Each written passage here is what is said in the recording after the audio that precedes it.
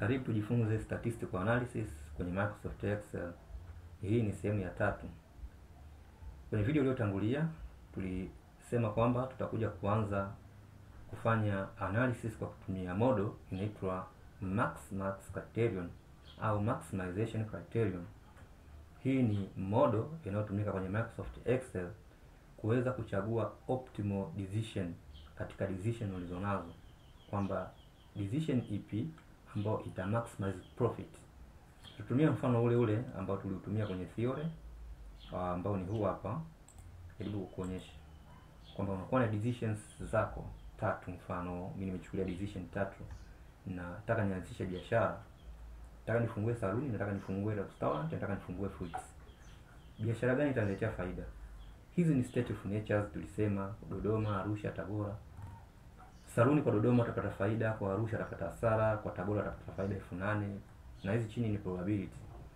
Sasa kupitia hii table hapa uweze kutafuta optimal decision ambayo ita maximize profit. Ukishasema una maximize profit, maana yake itabidi utumie model kwenye Excel inaitwa MAXMIX Criterion au Profit Maximization Criterion.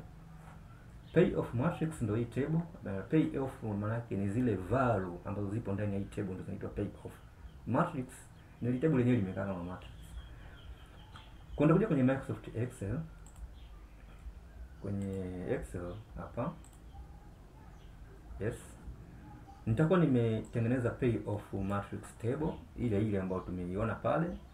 Decisions zangu 3 hizi hapa kama unavyoziona, na hizi ni state of natures hizi hapo. Sasa ninachokitafuta hapa ni ile sasa decision ambayo ita maximize ni profit. Kwa hiyo nakuja hapa na equal sign, kisha naandika built-in function inaitwa max, alafu nafungua bracket, nakuja kuselect ni hapa chini hapa, naandika equal sign, naandika max, kisha nafungua bracket hapo, kwa sababu hii max ni function kwenye Excel na ni built-in function. Hii inadai parameter argument ya kwanza.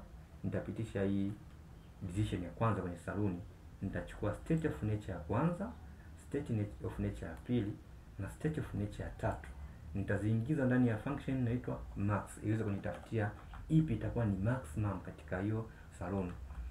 Ananiambia maximum ni shilingi 20,000.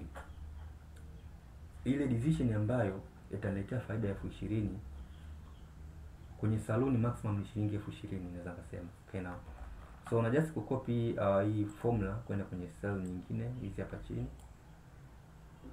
ambazo ni saluni, restaurant na fruits. Kwa hapa yeye ananiambia kwamba